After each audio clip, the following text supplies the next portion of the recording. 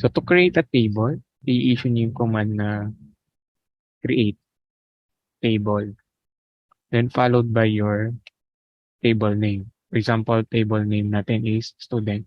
Yan, ito na yung gamitin natin. Ito naman yung nasa relational design natin.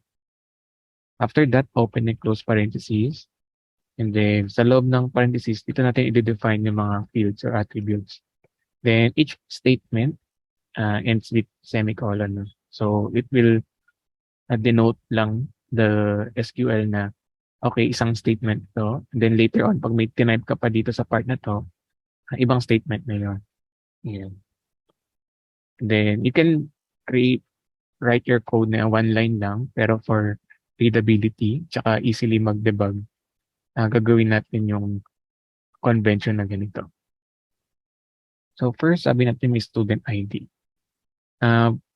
By default, ang ginagawa ni Apex, no, ni Oracle Cloud dito, kahit small letter yung gawin mong name for your attribute, ginagawa niyang uppercase, no, para hindi na malito. Kasi case sensitive usually ang columns. Actually, pati yung table names, case sensitive sila. And to remove yung confusion part, ang ginagawa ni Apex dito, uppercase na lahat para wala ng problem. So kahit later on, makikita nyo, kahit lowercase sa gawin, maging uppercase siya later. So gawin ko na siyang lowercase para makita nyo. Start tayo student ID. So sabihin natin number siya. Then may 11 na length, 0 na decimals. Ayan. So ito yung maging niya, entry. Comma, next field name. So, given name, lagyan na natin. And then, middle name. And then, last name. So, sa iba, minsan, tamad na sila mag-type, no? F name na lang pangalan ito, M name. Pwede rin yun. Pero, to make it, more descriptive, gawin natin ganito. So, varchar. And then, length niya siguro 100. Wala lalagpas ng 100. And then, since required siya, column level constraint dito, not null. Then, middle name, varchar din. So, 100. And since optional siya, di mo na kailangan lagyan ng not null. Then, last name is required. So, 100 din, then not null. Then, comma. Next is email. So, email is also a varchar. 100. Wala naman lalagpas ng 100 na email. And then, sabihin na required siya, not null. Then, unique. Yan. Required na may email, tapos unique siya pag nagkaroon ng value. Then, sabihin natin ng contact number or yung contact natin. Varchar 11 lang, pwede na. And sabihin niya optional siya. Ayan, so, pwede nyo iwan ng blank. So, if required unique, lagay nyo lang na unique. So, pero in some cases, kasi yung contact number, magkapatid kayo, di ba? Tapos, yung nilagay yung contact number is family number, no? Magkaka-problem kayo dito pag naging unique siya. So, maybe, iwan na lang natin siyang optional, tsaka pwede siyang not required, no? Yan. So, iwan na natin ganyan. And then, after that, we will create our table level constraint. So, pag table level constraint, madalas lumalabas siya after ng column definition ninyo. Ayan. So, na-define nyo na yung columns ninyo. Ayan, comma ulit. And then, ito yung column level constraint. Si given name, may constraint siya na not null. And yung not null na yun, dineclare mo siya after mo i-declare yung column tsaka data type. So, ito column level yung mga yan. Ayan. Ito lang naman yung mga constraint. Itong dalawa, wala namang constraint. Ayan. And next is we need to create our table level constraint. Usually, mga foreign key, primary key, table level sa ginagawa. So, constraint,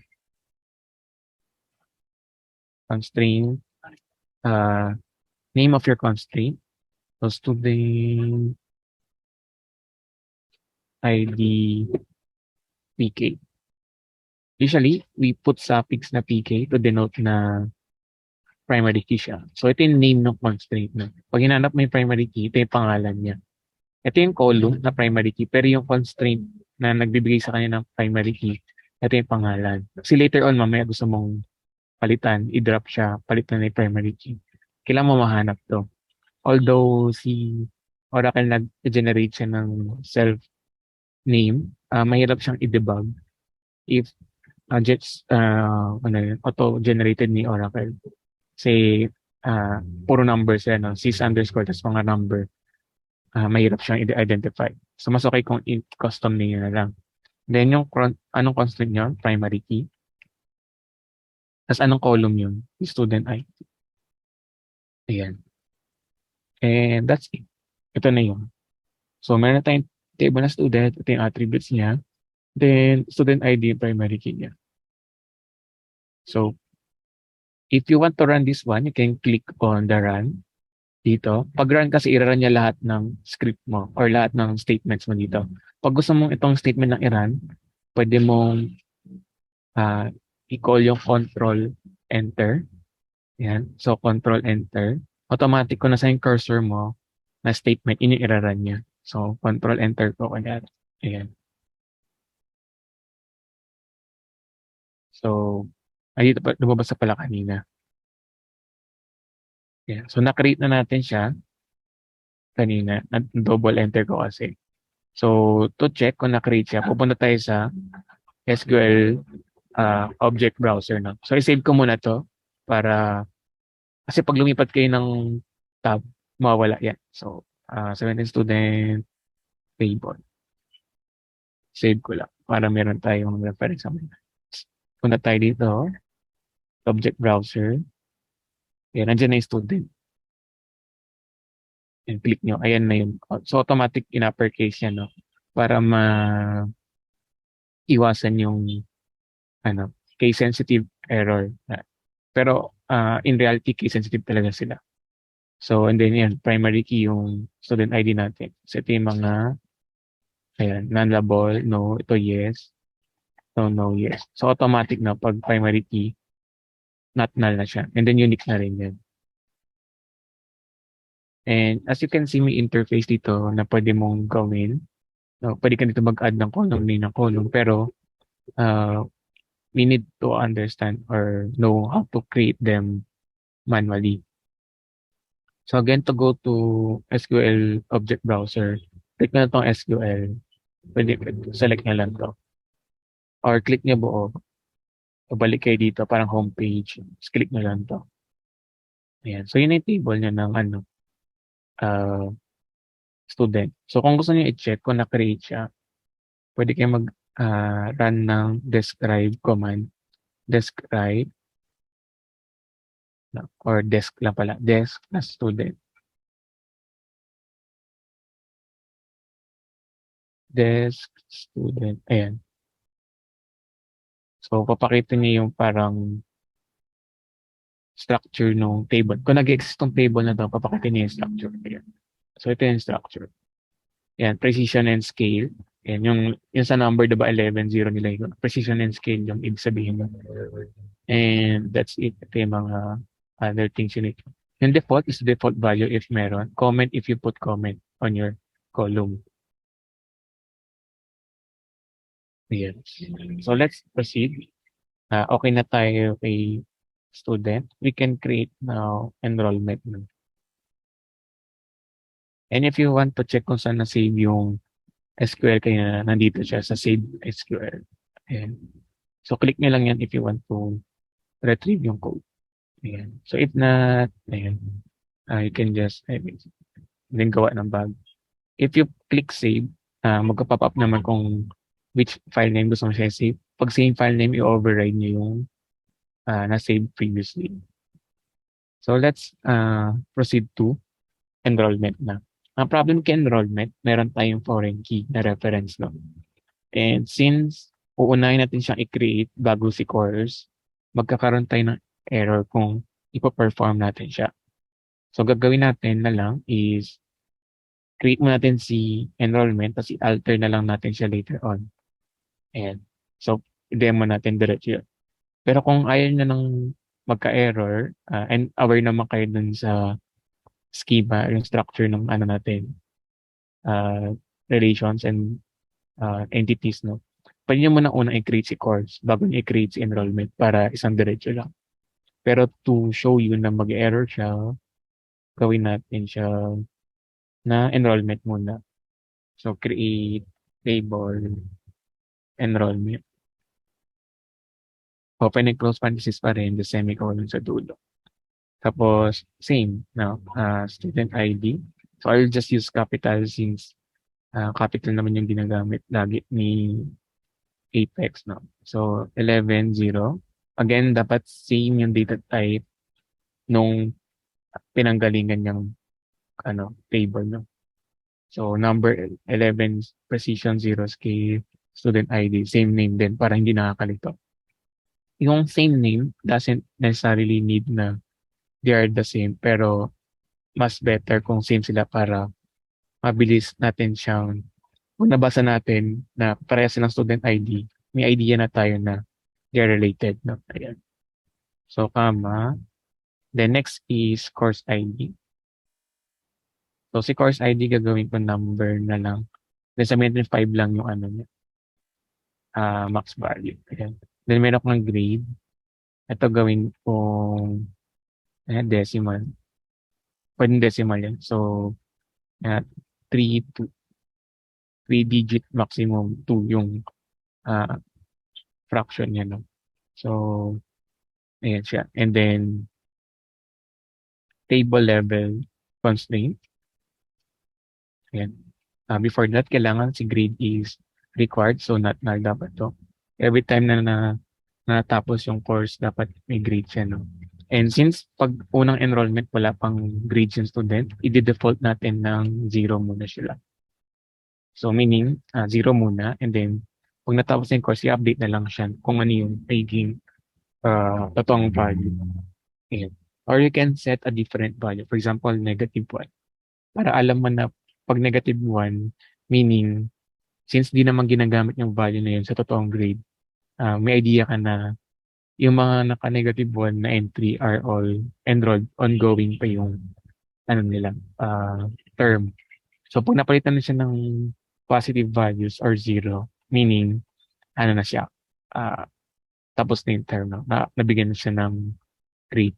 So, pwede nyo -1 to do that. It's up to you. So, depende na yun sa napag-usapan ninyo as a team, as database team, no? And based on the planning. So, for now, pwede i-0 ka na lang muna. Ayan. Kasi, sabihin natin, naman yung default, no? 0 na lang ilagay natin. So, table level constraint, gagawa tayo ng primary key dito. Again, constraint keyword, name of your constraint. Sabihin ko, enrollment PK. So, primary key for my enrollment table. Then, lagay nyo na yung primary key na keyword. Then, kung anong column yun. Since composite siya, itong dalawa yung gamit natin. So, silang dalawa yung magiging primary key natin. So, to do that, student ID, course ID lang, ganyan. Yan, composite primary key na to. If you're dealing with a more complex relations, no, pwedeng tatlo yung composite primary key mo. Pwede ring more than 3. So, it depends. For sa atin, dalawa lang siya. And then, let's define our referential constraint, no? Or yung referential integrity natin na nakalink dapat yung student ID na to sa student table and then yung course ID sa course table. Although wala pa si course table. So, yung dalawang dash dito represents comment sa SQL. So, if you want to comment something, dalawang dash. So, dito, foreign key.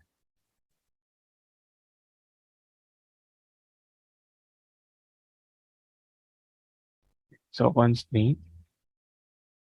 Ayan. And then, science student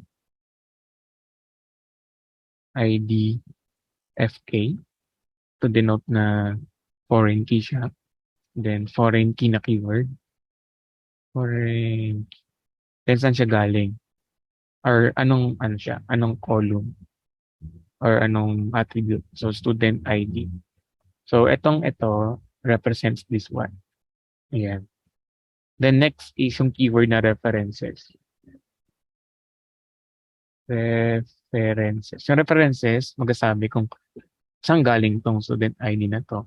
Saan siya connected. So, it came from student na table.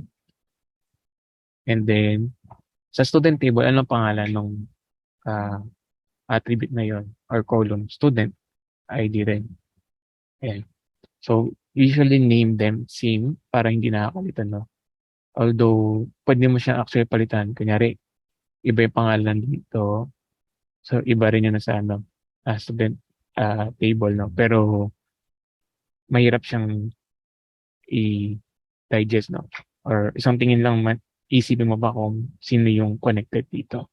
Unless pag same name sila, at that part, no, alam mo na yung student ID ng enrollment table is related siya dun sa student ID ng student table. Yan. Tapos gamma ulit, same ulit, kay, ano naman, course ID. So, constraint,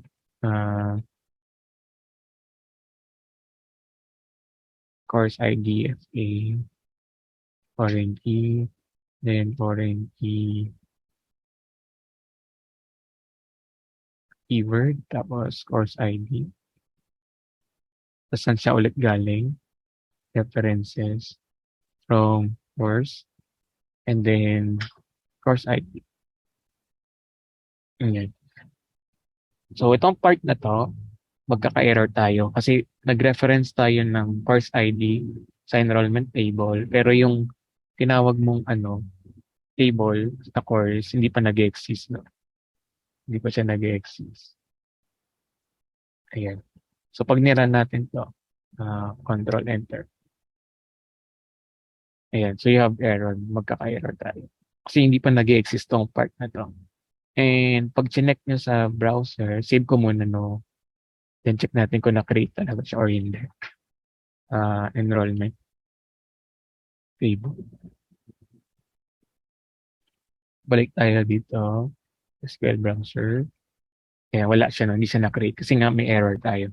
So, every time you encounter error, hindi makikreate yung or hindi ma-execute yung commands na ginagawa niyo.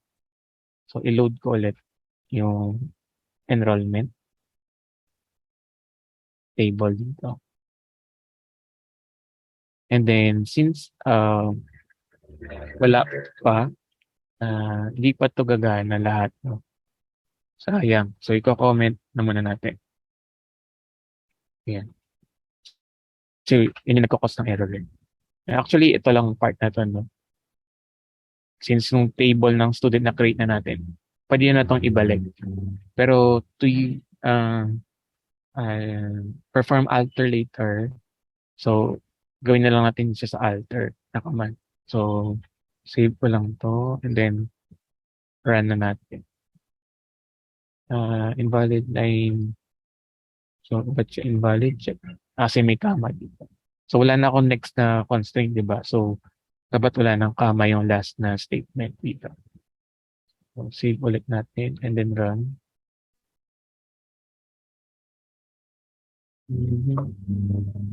Error at my right parenthesis. Check mo lang ba ang parenthesis? See, create table.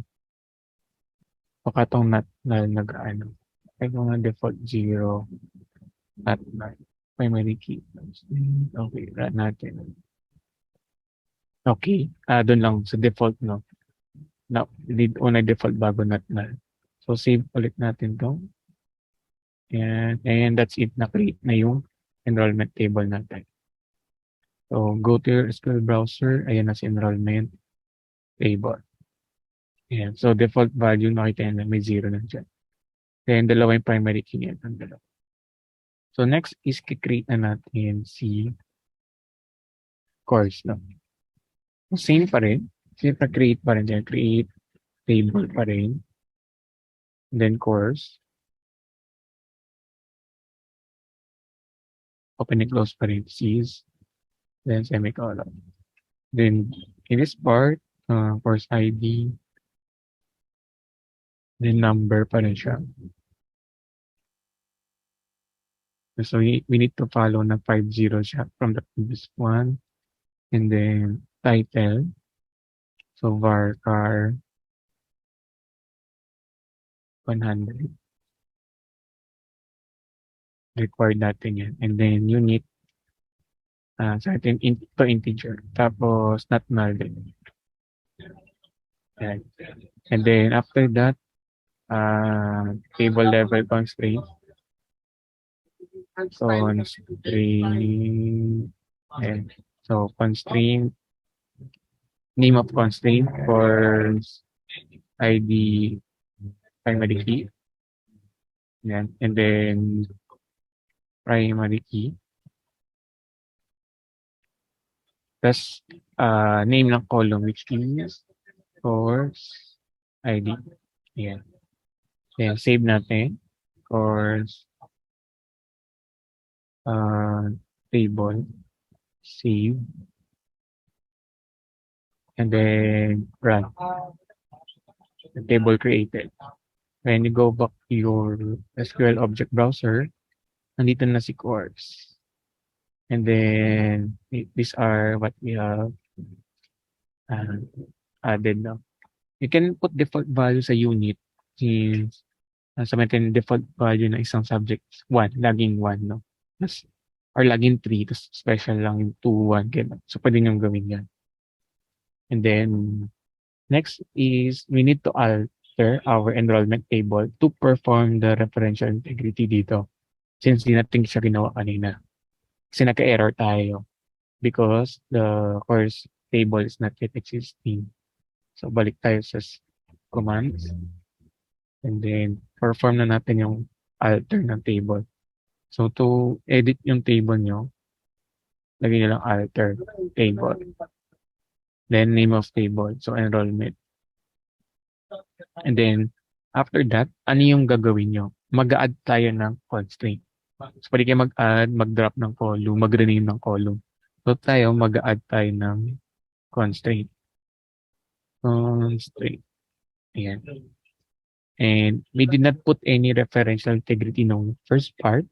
So, we need to create yung student ID tsaka course ID. Parehas. No? So, add constraint. Name of constraint is student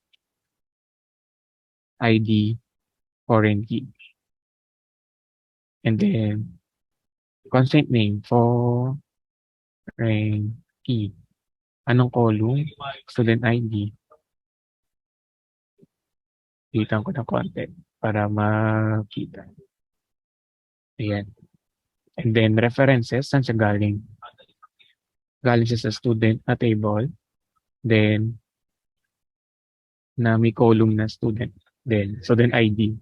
Ayan. So, isang statement lang to. And, since dalawa yung gagawin natin, dalawang alter gagawin natin.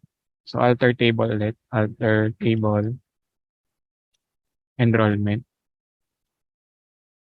Add constraint. Course ID, FK, foreign key. Then, foreign key. Then, course ID, name ng column sa local database natin or enrollment database. Table pala. Then, references, course, and then course ID. Yeah. Semicolon. And since dalawang statement yan, we want to run them both diretso. So, run nyo lang to diretso. And we have some error dito, or invalid alter table option.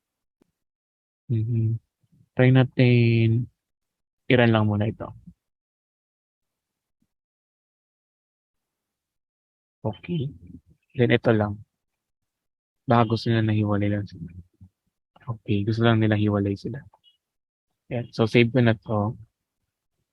Alter enrollment.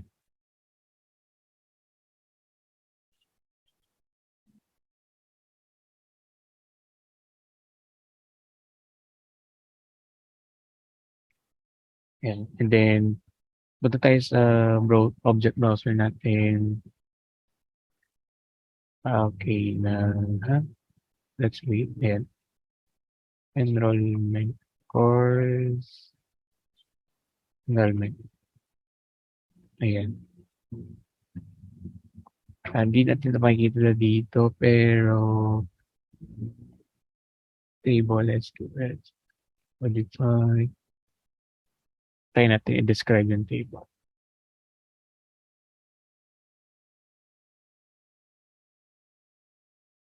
Describe enrollment. Natin kung lalabas yung